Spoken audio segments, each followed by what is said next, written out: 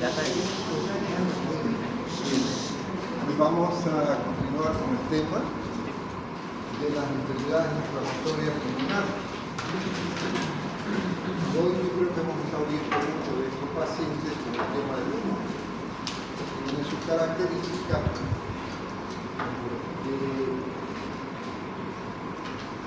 el vaso bronquial y la sensibilidad a los contaminantes ambientales, a excepción cuando toleramos, por ejemplo, las personas que fuman.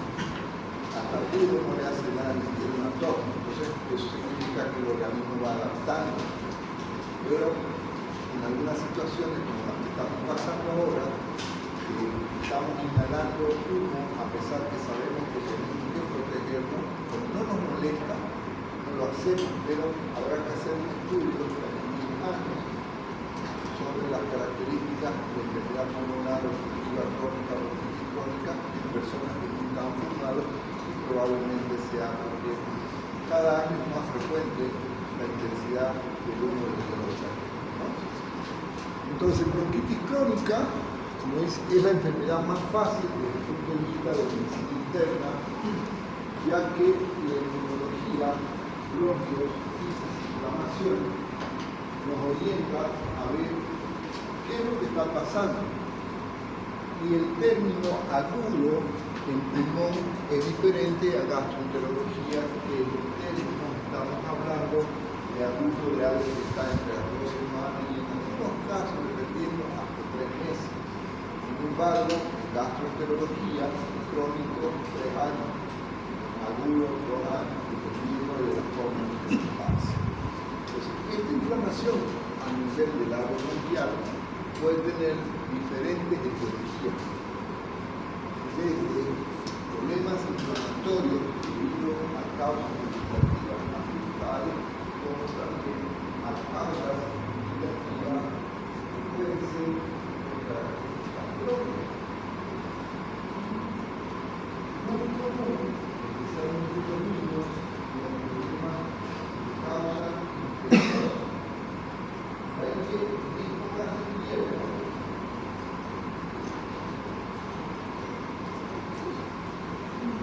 Es más común en la actividad respiratoria, principalmente por una respuesta de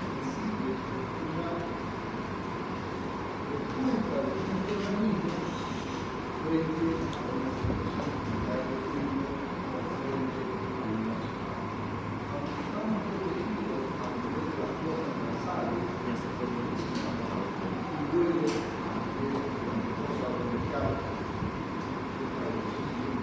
hay situaciones que van a cambiar la protección del organismo, lo cual provoca una reacción que se manifiesta, por eso que digo que la enfermedad más fácil, la enfermedad bronquial y la bronquitis, todas sus manifestaciones son las principales. En otras situaciones, podemos tener un proceso de inicio de flujo con efectos sinósicos crónica el flujo de la actividad, especialmente cuando la persona tiene un problema de no apropiado, que está afectado. Hay un organismo de la vía aérea que está preparada y ese tipo crea una clínica que la intersección de las glándulas parafrontales del cuello y eso activa la tos para tratar el mismo. En ocasiones la respuesta puede ser tan intensa que puede llegar a ver broncoespasmo. No es lo habitual. Es rara la bronquitis aguda que tenga un broncoespasmo y eso nos hace dudar si realmente la bronquitis aguda está empezando un episodio de asma.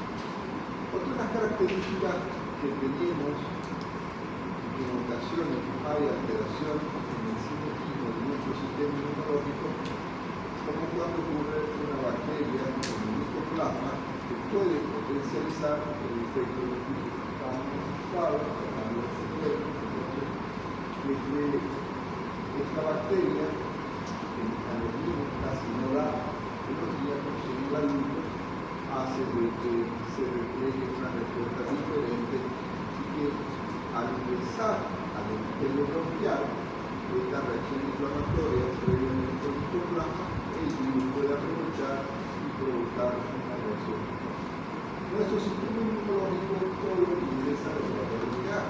Tenemos los macrófagos, tratan de unirse, pero cuando la cantidad de la virulencia es mayor o cuando nuestro sistema inmunológico, por ejemplo, las personas que son fumadoras, están bloqueando de alguna manera su respuesta, entonces fácilmente podemos colonizar y el virus puede replicar en mayor cantidad y eso hace de que la respuesta que debería tener nuestro organismo no pueda bloquearla y podemos desarrollar ya no solamente esa bronquitis, sino que a complicarse a la famosa bronquiolitis. Estamos hablando de neumonía, vamos a tratar de comprender un poquito más. O sea, al ingresar nuestro organismo, y este sistema químico que puede haber en el caso de la microplasma, como decía, hace que se potencialice la respuesta inflamatoria y el paciente pueda desarrollar no solamente esa respuesta de proliferación como un palo vegetativo, sino ya suma el proceso infeccioso. Solo por iniciar procesos. Un mismo ejemplo desde el punto de vista fisiopatológico con el virus de influenza, que es más común, COVID, también que es muy humano. Cuando utiliza cualquiera de estos gérmenes o bacterias, la respuesta de nuestro sistema normalmente la bloquea con la hiperproducción de nuevos y su eliminación. Pero en estos pacientes que no están respondiendo apropiadamente, vamos adelante con el siguiente.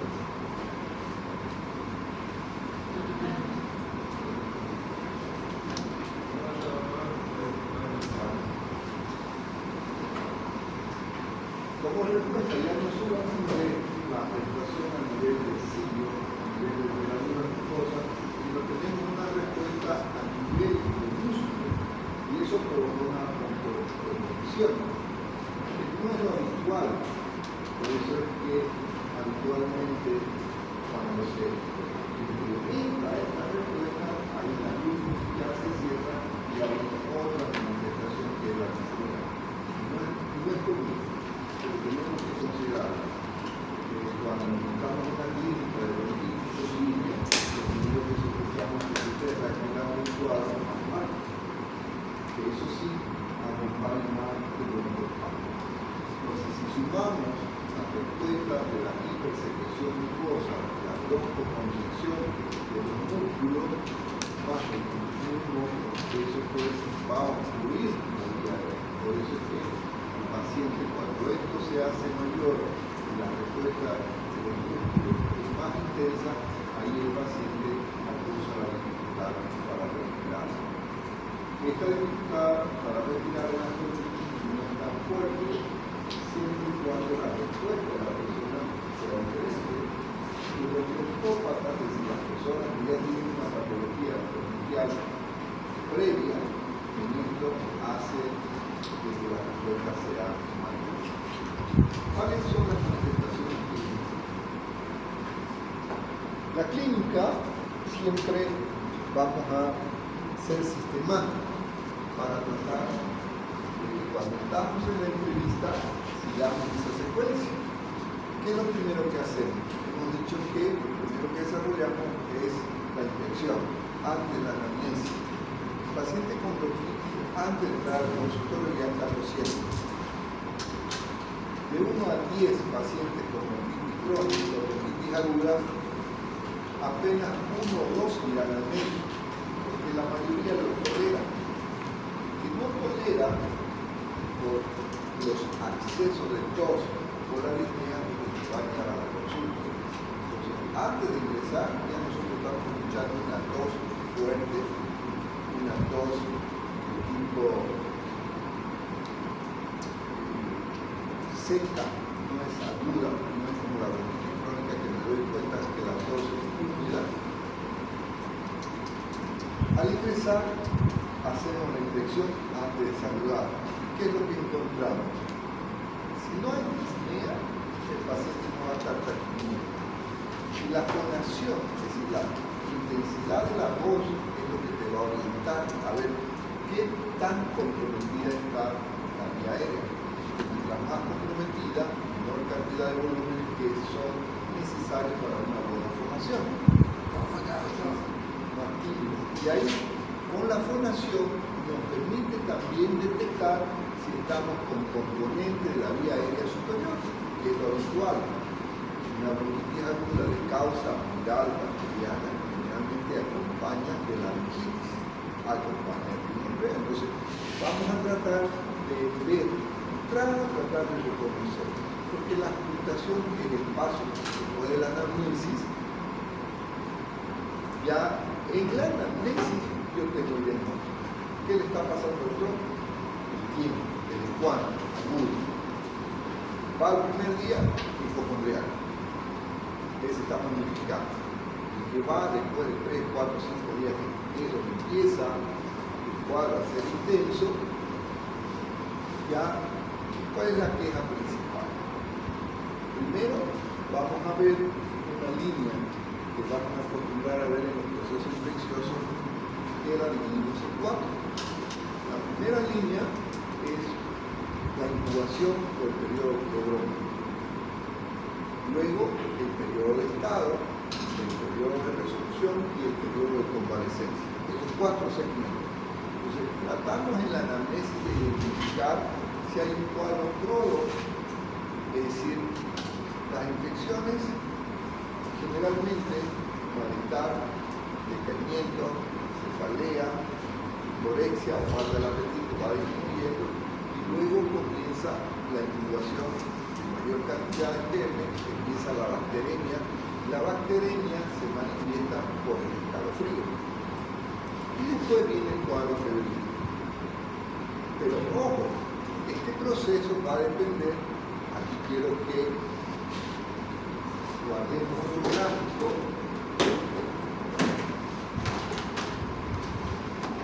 en la mente, que es 3 círculos y una línea de tiempo. Este esquema es para los procesos infecciosos. Recuerden, el primero es la incubación. El segundo es el periodo de estado. El tercero, el periodo de resolución. Y el cuarto, de convalescencia. Y a ello vamos a ver agente huésped médico. Cuando este periodo de incubación es muy corto, vamos a pensar en procesos virales. Los virus, por eso cuando uno está acá cayó. La crean también. ¿Es tuyo? Me presta. Gracias.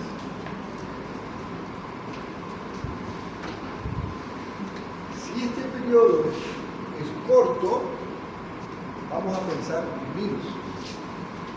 Una persona que está en contacto con alguien con gripe, al otro día o mañana ya también está contagiado. Eso demuestra la capacidad. Pero va a depender del huésped. ¿Cómo es ese huésped?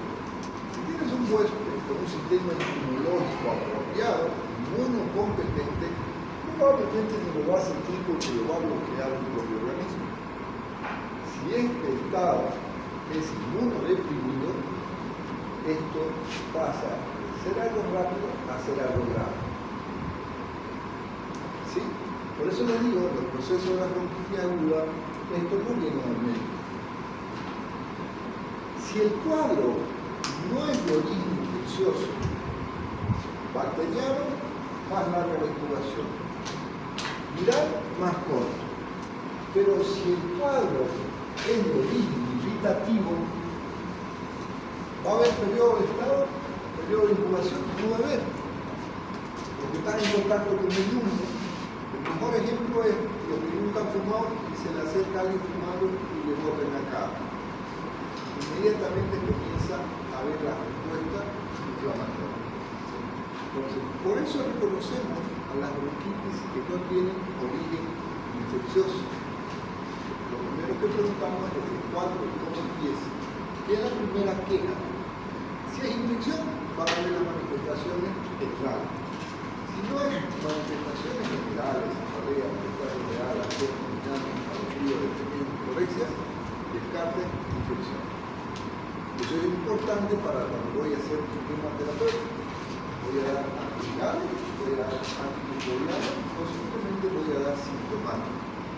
¿Okay? Entonces, infección, anamnesis, se va haciendo simultáneamente. Doctor, ¿qué le está pasando? Entonces, ¿por qué va a venir al médico un paciente con bronquitis? Por tos. La disnea la dejamos para después. Primero la tos.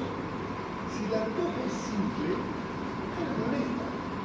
Pero si la tos es muy intensa y frecuente, provoca molestia y dolor. Porque el músculo diafragma está acostumbrado a hacer un movimiento más suave. En cambio, con la tos, esto tiene que hacer una contracción brusca y te libera, como cuando hacemos un ejercicio muy intenso, una curva, liberación ácido láctico, provoca dolor. Si la tos es intensa, va a irritar también lo que es el epitelio. Entonces, cada que tose siente que le raspa. Por eso en ocasiones la tos es con expectoración, con escasa cantidad de sangre. No para hemostática, pero con fluido, por expiración. Entonces, el epitelio tiene sensibilidad. Entonces, el paciente que está tosiendo mucho, dolor, pues tenemos que tratar de sedar la tos. La cortamos la tos, no la tenemos que cortar. Como hay hiperproducción de glándulas mucosas, si yo la bloqueo, ¿quién va a eliminar el moco que está produciendo defensa? Hay que tener precaución. Lo ideal es no bloquearla, porque la tos es un mecanismo de respuesta que la necesitamos. Si el cuadro acompaña de vía aérea superior, vamos a tener una manifestación con un resfrío, congestión nasal, odinofagia, diarrea, disfonía. Eso nos orienta más. Los cuadros alérgicos, irritativos, no dan dolor, no dan disfonía. La tos sí. La tos, por intensa, por cualquiera sea la causa infecciosa o no, va a provocar dolor por estos mecanismos que le estaba mencionando. Entonces, si vemos estos datos en la anamnesis, ya con la fundación ya la adelanto, ya sé que lo voy a escuchar. Pero si hay un proceso febril, por favor considere la posibilidad de que se esté desarrollando un proceso de bronconeumonía, especialmente en tiempos cortos cuando el paciente es inmunodeprimido. Si el paciente es mayor, paciente desnutrido, paciente con comorbilidades como diabetes, hipertensión de larga data, insuficiencia renal, tratamiento con corticoides, todas estas enfermedades crónicas de alguna manera afectan el sistema inmunológico. Entonces ahí alerto más y voy busco, ya no lo que espero encontrar, porque en la semiología de la bronquitis lo que espero encontrar es el componente bronquial, que son los receptores. ¿De qué tipo?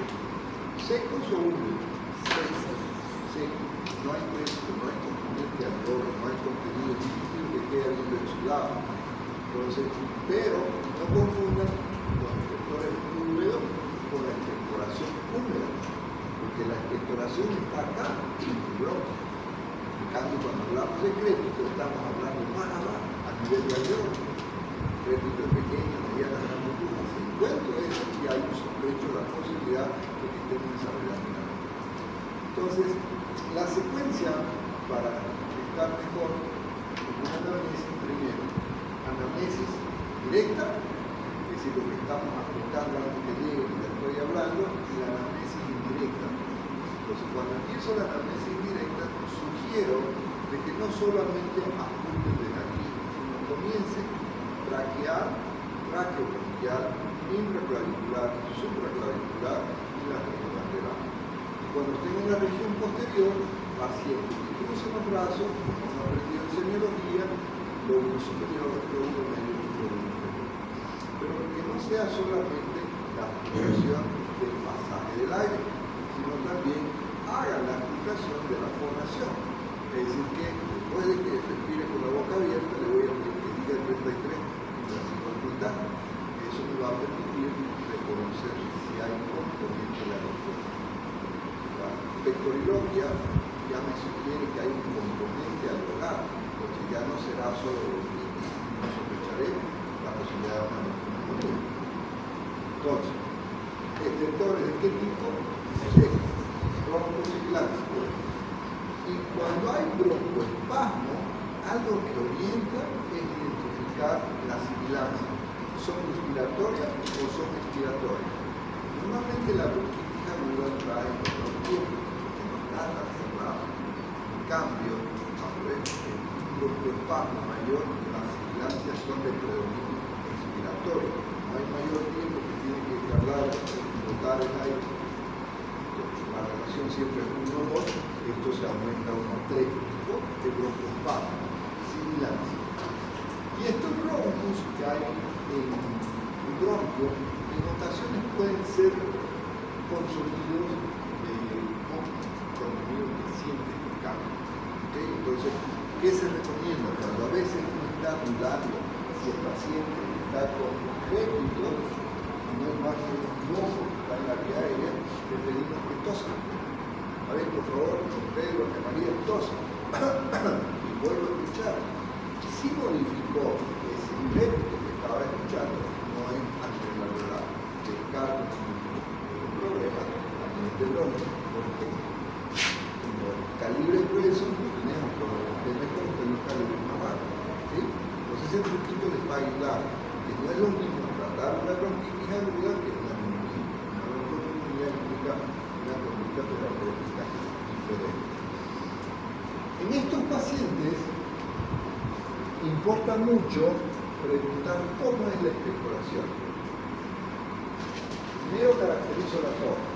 ¿Cuándo es la tos? ¿Cómo es la tos? ¿Cómo es la intensidad de la tos? ¿Cómo es la evolución de la tos? ¿Cómo es el comportamiento? ¿Cambio de posición? Entonces, 5 o 6 elementos de caracterizar tos que recién paso. Digo, Pedro, ¿su tos es con flema o sin flema?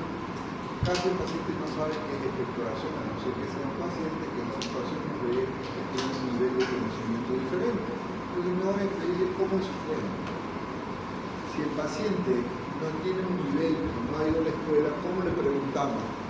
¿Será que va a saber qué es flema? No sabe. Entonces le preguntamos, bota gargajo. Realmente la gente común del campo sabe que la flema es gargajo. ¿Cuál es el flema? Puede ser que tenga flema o no. Esto lo ha dado con Italia para cuando estemos en provincia, porque en provincia hay personas mayores que no han ido a la escuela todavía. El gargajo, ¿cómo es? Su flema, ¿cómo es? Su expectoración, ¿cómo es? Si es blanco, blanquecina, probablemente vegetativo, probablemente viral, suprativa, cualquier caso. Pero si cambia de coloración, el paciente que dice ya está mejorando mi tos, está madurando, ya está de color verde. El cambio de color sugiere la posibilidad de un problema bacteriano. Amarillo, verde, chocolatado. Eso ahí, si no pregunté las características del prólogo, el proceso infeccioso, vuelvo a hacer una permanencia. Si me olvidé y me dice la flema tiene color, yo automáticamente vuelvo a ver el periodo prológico, cómo ha sido la incubación. Los cuadros virales pueden demostrar el sinergismo entre una neumonía o un proceso de un plasma, un virus, entra el cuadro viral, el organismo está ocupado y ahí aprovecha una bacteria para proliferar. Entonces, el paciente se está madurando, que antes era blanco, ahora está verde, ahí les confíen la posibilidad de un proceso infeccioso y vuelvan al esquema de cómo estuvo esto. De su procesado, etc. Todo lo que está funcionando de las características, porque el esquema va a ser diferente. Si tengo un paciente inmunocompetente sin características de riesgo de infección, no necesito pedirle ningún análisis, simplemente el tratamiento sintomático. ¿Qué le doy? Le doy para el dolor, está tosiendo y le provoca dolor, bloqueemos el malestar. Entonces le damos un aire. ¿Cuál escojo? El que sea más práctico, el que sea más económico. Muchas veces nosotros nos dejamos llevar por usar la mejor molécula, pero esa mejor molécula muchas veces el costo es mayor. Entonces, cuando estoy haciendo la anamnesis, también debo investigar sus características socioeconómicas del paciente. Van a encontrar que más de una vez van a sacar muestras que le daron al visitador para darle al paciente. Porque, ¿qué te sirve hacer un buen diagnóstico si no vas a tener éxito en el tratamiento? Cuando sean médicos, más de una vez van a meter la mano en el bolsillo para tratar de ayudar al paciente. Porque ese es el éxito, que el paciente mejore. Obviamente no va a ser a todos, pero lo que den posibilidad que lo van a recuperar con otro tipo de paciente. Los aires, el más práctico que damos primero, busco la acción antiinflamatoria o la acción analgésica o ambas. Ahí al lugar de farmacología, los aires cuales, si busco dolor, no voy a usar diclofenac, voy a usar mejor tramadol, tiene un mejor efecto analgésico antipirético, depende de la dosis. El diclofenac, la dosis alta, también tiene un efecto más analgésico que antipirético. Entonces, generalmente combinamos un paracetamol, le ayuda al dolor, le ayuda a la fiebre, pero no le ayuda a la inflamación. Entonces, ¿qué tan inflamada está? ¿Cómo está la disfonía? ¿Cómo están los trombos? Ahí combinen, pero no combinen dos aires. No un paracetamol porque me dé fiebre y después un diclofenac. Si hay fiebre, quiero hacer esto, entonces prefiero el ibuprofeno, que tiene un poco más de acción antipirética que el diclofenac. Pero siempre dejo de base un tramadol. Si voy a combinar AINES, no me combino con el usador en vez del paracetamol. Porque si voy a usar el ibuprofeno, es AINES, el usador tiene menos efectos de sinergismo a nivel hepático o paracetamol. Pero lo bueno es que el tiempo de tratamiento es corto. Entonces las dosis que vas a usar probablemente no van a ser lesivas para el paciente. Para la tos, ¿qué usamos? Recomendación número 1. Eviten la codeína. Es el mejor antitusígeno, pero hay riesgo de que el paciente se habitúe. En la farmacia, para la siguiente vez, le vamos a hacer una investigación, que le interese, y se compra más la gente para la tos. Y van a ver que la mayoría va a buscar Trontolión, que es jarabe de codeína. Todo el año están enfermos de tos, pero no es lo que tiene la tos, es el efecto de la codeína. Entonces, mejor usar dextrometorfano, menos riesgo, porque el paciente termina leyendo su composición, sabe que ese jarabe, además de pasar la tos, se siente bien. Dextrometorfano, una cuchara mediana o grande, depende del tamaño de la persona, cada 8 horas. Por ti, como dicen los ingleses,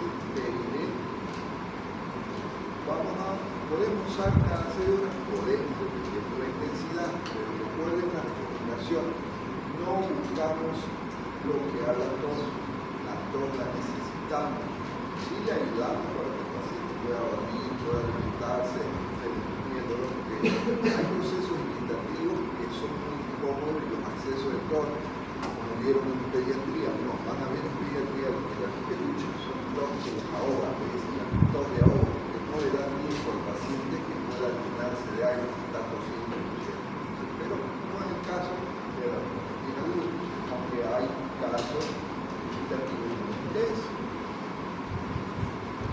Con esos dos esquemas es más que suficiente para tratar una bronquitis. Tiene expectoración verdosa, ha estado con fiebre, ha estado con escalofrío, no es una fiebre también. Entonces, ¿le doy antibiótico o no le doy antibiótico? No le damos antibiótico, aunque esté cambiando el color, siempre y cuando la H del huésped sea inmunodeprimido. Si el paciente es inmunodeprimido, tiene riesgo, no voy a esperar que esté una infección franca para recién darle tratamiento.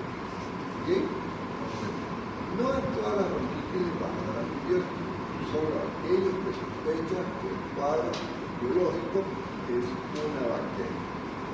Como el grupo de bacterias más común que tenemos en la vía aérea van a ser los pacientes gram positivos, entonces mi grupo de medicamentos van a ser los beta-lactámicos, porque aprendimos en farmacología, amoxicilina, ampicilina, siempre podría orar, a no ser que el paciente no pueda tomar por cualquier motivo o que la tos le active el reflejo del vómito y no va a tolerar. En raras ocasiones, por más que el paciente venga y te diga, doctor, denme una inyección, sé que es más potente, quiero sanar, evitamos los inyectados, porque el riesgo de una lesión por una inyección mal colocada con una asepsia mala, vamos a terminar desarrollando un absceso, y peor si tenés un huésped con riesgo como es un paciente inmunodeprimido. Entonces, siempre lo que hablamos en la primera clase, bien informado, valorar el huésped, qué es lo que tiene el huésped, el riesgo, y hacemos. Si voy a usar antibióticos, vamos con amoxicilina, 500 miligramos cada 8 horas. Y esto, en algunos son obligados de cómo hacemos una receta. Siempre colocamos EDP, que significa una prescripción registrada. Luego colocamos el nombre del paciente. Luego el nombre del producto, la concentración, la presentación y la cantidad. Acuérdense de 4. Por ejemplo, amoxicilina. ¿De cuánto? De 500 miligramos. ¿En qué? En comprimido. ¿Qué cantidad quiero? Voy a dar un tratamiento para 3 días. ¿Por qué para 3 días solamente? Si el tratamiento dura 5 o 7 días, o 14 días, o 21 días, dependiendo si hay un comprimido, porque en 3 días voy a ver si está respondiendo al tratamiento. ¿Para qué le voy a hacer comprar el paquete completo para los 7 días y después tengo que cambiarse? ¿Sí? Me permite hacer un seguimiento. Entonces, si vamos a dar, una vez que escribo esto, abajo tengo que poner las indicaciones, porque es obligatorio. Tomar una cápsula cada 8 horas. Si voy a usar 3 días, voy a darle cada 8 horas, ¿cuántas tabletas voy a necesitar? 8 por 3, 24. Entonces pongo número 24 por 3. 8 por 3, 12.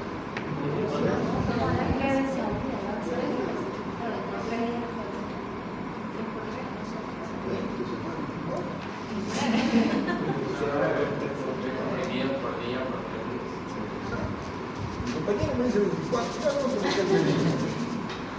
que el conflicto es que nosotros los médicos no siempre usamos las matemáticas porque no lo usamos. Entonces lo que trato siempre, queridos amigos, es de que la matemática se la tiene que usar, especialmente la matemática lógica, que es lo que te da. Dame un número. 5, 4, 5, compañeros. Vamos a hacer una respuesta de 4. 4 es 8 por 2 menos 2. Perdón. Por favor, recuerden que tuvimos la primera clase. No reímos. Porque no es la idea hacer payaso de los compañeros. Lo que estoy tratando de demostrar es una lógica que nosotros los médicos de primer año, segundo año, vamos solo en memoria, vamos aprendiendo razonamiento y todos hemos aprendido matemática porque somos bachilleros, pero la dejamos de usar un lado. Entonces necesitamos aplicar la matemática porque luego vas a tener que calcular microdosis. ¿Cuánto es 8 por 3 menos 2? 22. Aterramos 5 segundos. Dame un número. 5. 1, 2, 3, 4, 5. Compañero último. Bien. ¿Cuánto es 7 por 3 menos 5?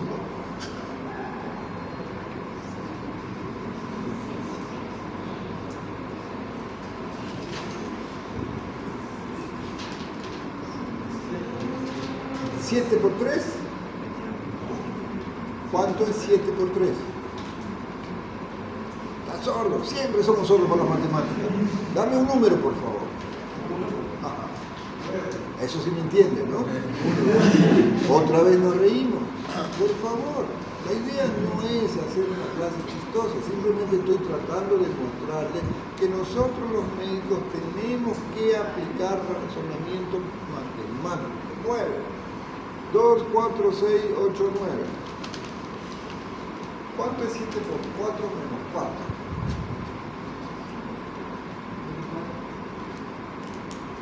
¿Estás dudando? ¿Cuánto es 7 por 4? Menos 4. Miren cómo tardamos más de 5 segundos. Entonces es cuestión de... Yo también soy malo, voy a hacer una pregunta matemática. Cualquiera. Yo soy médico, es común denominador de la mayoría de los médicos, no todos, hay unos que son capísimos. 7 por 5 dividido entre qué? Entre 7. 7 por 5.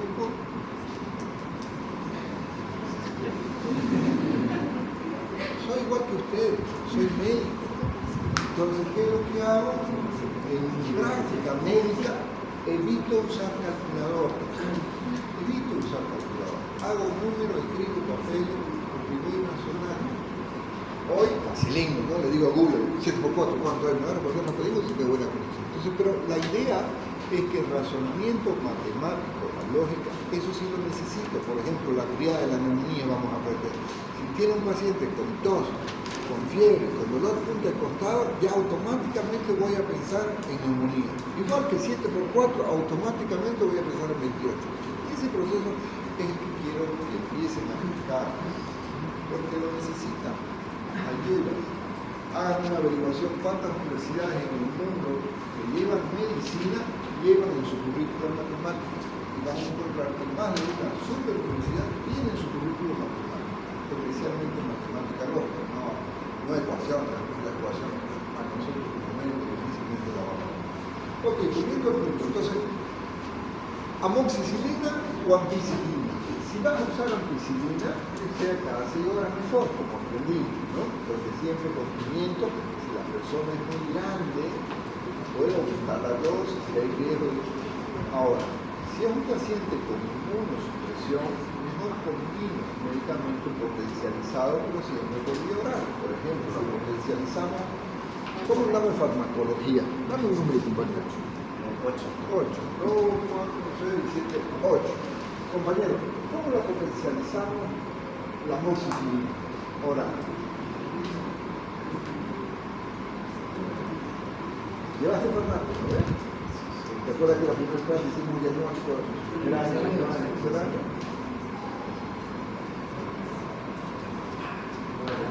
Más ácido clavulánico. ¿Ya? Entonces, cuando llevas ácido clavulánico, si la puedes usar o cada 8 horas o cada 12 horas, dependiendo de cuánta dosis tiene. Entonces, dependiendo de eso me fijo para hacer un cálculo. Si voy a usar, por ejemplo, por dar un nombre comercial, Clavier Duo, ya viene, yo sé que viene con 850, entonces la tengo que usar cada 12 horas. Dame un número, por favor. 5, 2, 4, 5. Compañero, ¿cómo potencializo la amoxicilina? No quiero amoxicilina, me gusta más la ampicilina. ¿Te recuerdas? Sulbactam. ¿Ya? Entonces, eso me sirve. En vez de combinar 2 remedios, porque es lo más práctico si uso este más este. No cambiemos molécula para evitar resistencia, simplemente potencializo, porque si cambiamos y estamos mezclando, estamos dándole desventaja al organismo. Entonces, si voy a usar amoxicilina y quiero potencializar, hago ampicilina más sulbactam. ¿Sí? 1 gramo cada 8 horas. Es alérgico, alternativa, macrólide. Más económico, la eritromicina, 500 miligramos cada 8 horas. Desventaja que es menos tolerante a los efectos adversos que aprendieron en farmacología, las náuseas, la distensia, etc. No voy a hablar de eso, ya lo saben. Si tienen un poquito de recursos, porque mejoren a una molécula más nueva porque es más cómodo para darla. Acitromicina, 500 miligramos una vez por día, para un cuadro coloquial infeccioso, es más que suficiente. no la tolera, lo vomita. Ok, cambiemos. Puede usar un cotrimoxazol, el famoso Bacterol Forte, una cada 12 horas. No tolera, no le gusta, le hace mal, es alérgico. Ok, bueno, en vez de una horda, tendría que usar una escopeta. Para un gran positivo, usar una quinolona es mucho lujo, no lo necesito. Ok, pero no tolera más el paciente. Claro, sí, lo hace bien. Entonces vamos a ciprofloxacino, 500 cada 12 horas, 5 por hora, 5 días más que suficiente. Pero doctor, el ciprofloxacino da efecto de tendinitis, da efecto reumático, etc. Sí, ok, riesgo-beneficio. De María sabe que usted tiene alergia a esto, no tolera a este, tengo que darle al ciprofloxacino, pero está publicado que hay personas que le despiertan reumatismo. Le aviso, para que mañana cuando ella empiece con sus dolores articulares, sepa que puede ser el medicamento de origen. Lamentablemente las quinolonas las usamos mucho, pero cada vez hay más estudios de los efectos adversos que no se recomendaría usar, por más que sea exitoso el medicamento. No es como que aprendieron farmacología. Hace 2 años diferente. Con el tema del COVID se hicieron muchas investigaciones, como al comienzo todo el mundo daba antibióticos. Bueno, el COVID dice, el medicamento es el COVID, hay duda, pero lo que sí no hay duda es que cada vez no se recomienda quinolona, por los efectos adversos que están mostrando y son muy feos. Problemas de dolores musculares de larga edad que no lo mejorar fácilmente. Ok, no quiero cipro. Ok, levofloxacina, mía, ya no una escopeta, yo soy una ametralladora, también sigue. Estos medicamentos moléculas superiores los vamos a dejar. Pero doctor, es que el paciente es inmunodeprimido, no podemos correr riesgo. Sí, tiene razón, démosle una levofloxacina, 750, inclusive ni siquiera 500. Estoy justificándolo, porque tengo un paciente que es trasplantado renal, está usando inmunosupresores y una simple bacteria, que a vos no te hace nada, pero a él lo puede matar. Entonces, ¿me entienden? Riesgo-beneficio. ¿Cómo está el paciente? Entonces, si le pregunto en el examen cuál es el tratamiento para la bronquitis, hay medicina no lo mandó. Si es un paciente inmunocompetente, sintomático. Si el paciente es inmunodeprimido con riesgo infeccioso, antibiótico. ¿De acuerdo? Ahí estamos en la receta. Terminamos con la firma, el nombre de la firma y la fecha. Con eso termina su receta. ¿Tengo que hospitalizar una bronquitis aguda? ¿Sí o no? Sí, cuando el paciente está con disnea. Si la disnea es de moderada intensidad, y no sé si es asma o es bronquitis aguda, no me arriesgo a hacer su nebulización en su casa porque puede ser severo. Porque la desventaja de que si el asma está comenzando, es su primera vez, vos la interpretás como solo una bronquitis simple, a lo mejor mi paciente ya no vuelve a los 3 días, porque el metástasis fue severo. ¿Comprenden? Entonces, es el conflicto en el asma. ¿Cuándo comienza? Porque el diagnóstico de esa enfermedad es recurrente, es decir, que varias veces, pero si es su primera vez, es intensa. El doctor Toledo dijo que la bronquitis aguda en su casa y sintomática. Si es una asma, siempre está la duda. Por eso es que la disnea, es una alerta, porque el asma, cuando hablemos de asma, van a ver clínicamente cuál es una bronquitis. Pero la reconocemos porque se repite. Y si es la primera vez, que si es disnea, no me arriesgo. ¿Sabe qué? Normal, pero mejor si lo hospitalizamos. Total, si me equivoco, con 2 horas, 3 horas, yo va a estar bien el paciente. No riesgo. Aquí en otro hospitalizamos al inmunodeprimido. Esa bronquitis que desarrollarse con neumonía. Aquí vamos a correr riesgos en 12 horas bien cubiertos, incluso el laboratorio y bueno, ¿sí? Pero en general, el tratamiento de la bronquitis aguda es sintomático. No se olviden, antitusígeno, algo para el dolor, algo para la fiebre y se acabó. En 3 días está chanito. Si la bronquitis es viral, ¿por qué pienso que es viral si no tiene expectoración? Porque es un cuadro agudo con fiebre, entonces agrego de preferencia un antiviral. La mascarina es más simple. Les dan el paracetamol, preparado, le doy multitudes. La multitudes trae paracetamol, pero trae un antiviral que me interesa, el antiviral. contadina. No hay muchos antigripales que traigan antiviral. En vez de darle un antiviral separado, solo lo ven y van bien. Ah, no, sospecho que puede ser una influenza. Allá no voy a usar la contadina. ¿Cuál vamos a usar en farmacología común para la influenza? O celtamivir.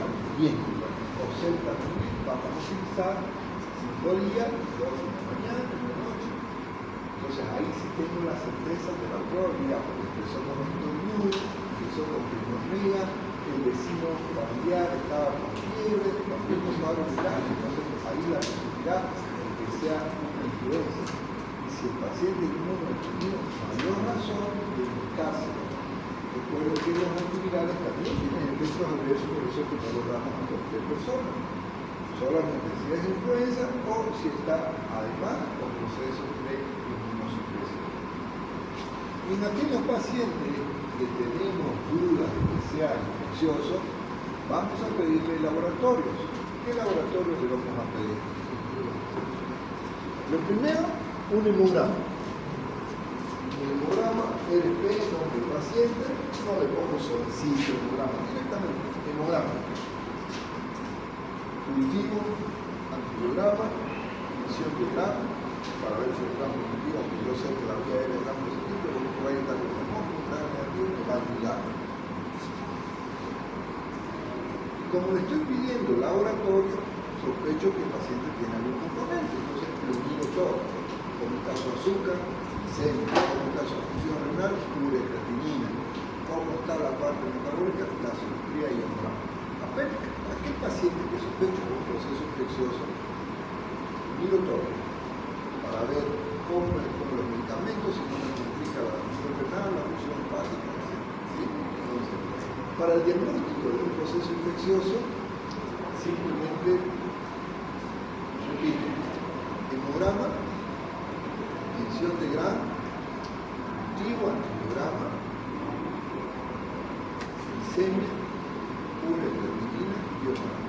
Pero la creatinina, el hemograma y el hemograma no es para la infección, sí, no es para la infección, porque quiero ver cómo está el componente sistémico, porque voy a usar un medicamento que puede complicarlo. Si el paciente me viene con insuficiencia renal después y me echa la culpa porque él leyó en la letra o leyó en Google que este medicamento daña el riñón, por ejemplo la amicacina, no quería tomar tableta y le doy inyecciones, la amicacina va muy bien al 50% real positivo, pero es nefrotóxico. Entonces, mejor ponernos un poquito a la defensiva, tener evidencia. La medicina defensiva es más cara, pero me protege a mi momento y lo protege al paciente. ¿Le pedimos radiografía a un paciente con una bronquitis aguda? No. Pero, si el paciente es inmunodeprimido, mejor le pido una radiografía para ver si está haciendo una bronconeumia. Eso hoy avanzamos en radiografía y ya saben que una neumonía voy a tener una imagen blanca, radiopaca, con broncograma, está haciendo una neumonía. Una bronquitis con reposamiento subbronquio, está haciendo una bronconeumonía. ¿De acuerdo? Entonces, cuatro. Y si el paciente es broncópata, es decir, una patología, por ejemplo, de enfermedad pulmonar obstructiva crónica, de cajón tenemos que pedir. ¿Listo? En resumen, tratamiento sintomático. Hidratación adecuada para que tenga posibilidad de que sus glándulas mucosas tengan capacidad de formar moco. Pero ojo, la hidratación la debo tener precaución en el paciente cardíaco. Un vaso de agua extra a un paciente mayor con un problema cardíaco puede desarrollar un edema de pulmón. Entonces, doctor, ¿qué hacemos para que mejore su flema? Le doy un fluidificante. Acetilcisteína, por ejemplo, y sí, le damos gas de vaporización, o le pongo un sobre en un vaso de agua, o inyectable, lo utilizamos, cualquiera de ellos. Un paciente bronquítico normal, que no tenga riesgo, no damos fluidificante. Que la flema está muy densa, que no puede sacarlo bien, dale un naproxol, por ejemplo, dale un guayacolato, dale un mediador a él que sirve para el arroz, jarabe, lo que te da, ayuda. Pero la hidratación es suficiente si la persona sabe que tome agua. ¿Cuál es la mejor agua para tomar? La manzanilla. La manzanilla es un antiinflamatorio, pero Pero hay que tener cuidado si el paciente está utilizando warfarina, porque va a aumentar el riesgo de sangrado. Entonces, fíjense, ¿cómo va a ser dando la manzanilla? La manzanilla se saca de la amenaza, se le saca ahí. Con precaución si el paciente está usando warfarina. Si no usa warfarina, el mejor refresco para un paciente que quiere fluidificar es el agua de manzanilla. Obvio, chao tabaco y en consideración pacientes inmunodeprimidos. ¿Qué esperamos que tenga?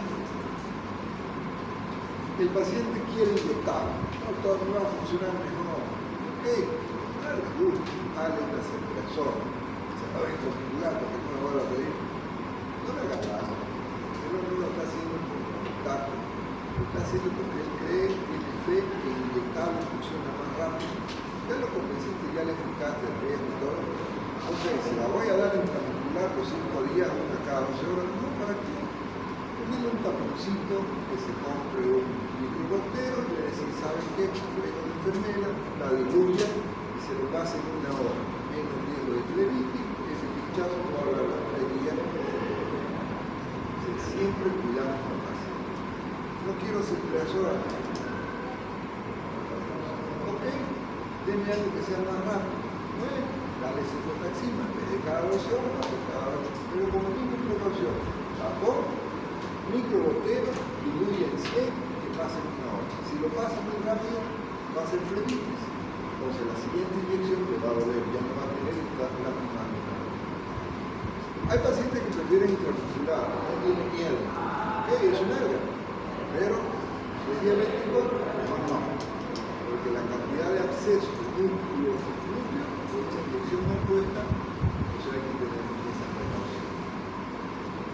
¿Qué hacemos para la tisne? Para el broncoespasmo. Ahí vamos a usar broncoescapador. De acción corta. Vamos a ver en asma, SABA, LABA, abreviaciones de inglés. Entonces, un salbutamol, un PAF, cada 4 horas, cada 6 horas.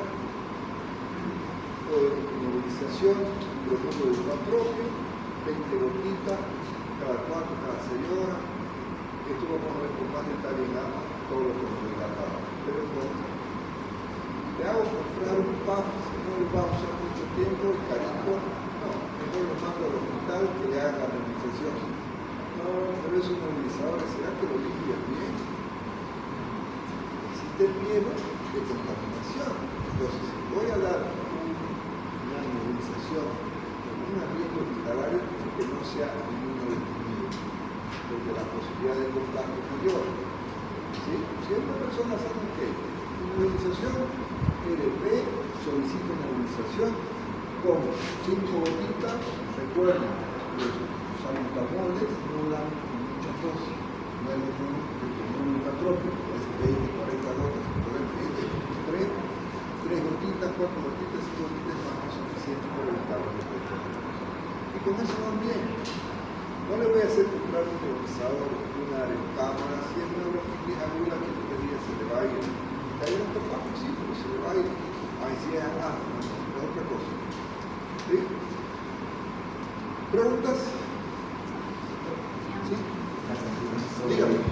La bronquitis viral, perdón. Ajá. ¿Por qué le doy amantadina pensando en qué virus específicamente? Los virus más comunes de la vía aérea, tenemos SARS, que está demostrado y aquí es un listado. Más común en la época, tenés que pensar los COVID, por ejemplo, los influenza, ¿no? Entonces, aquí te mostraron una lista que aprendiste de bacteriología, vemos 10 virus. El de la influenza, que es el primo hermano del COVID, que son SARS-CoV, SARS-CoV-2, luego tenés los Coxsackie, que es más común en los niños. Amantadina sí, Claro, son antivirales, no es específico para uno. La mayoría de los virus, solamente que cuando tienes el grupo COV, con que son tipos de manos, ahí la mandarina no hace mucho, ahí tiene que ir de algo. ¿Cuándo lo deberían tirarlo? ¿En cualquier síntoma comprometido o No, solo pacientes viejos, no comprometidos, porque los efectos son. Si el paciente no está respondiendo como se está bien,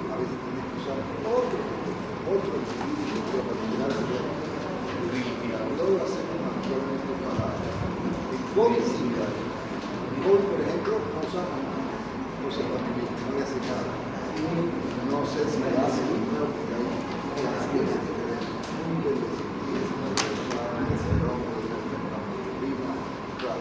transfusiones de Islam, o sea, Referencia a Matalla. pero si sospechás de influencia, por favor, ya no nos lo digan. Mandá, pero están flúfanos, etc.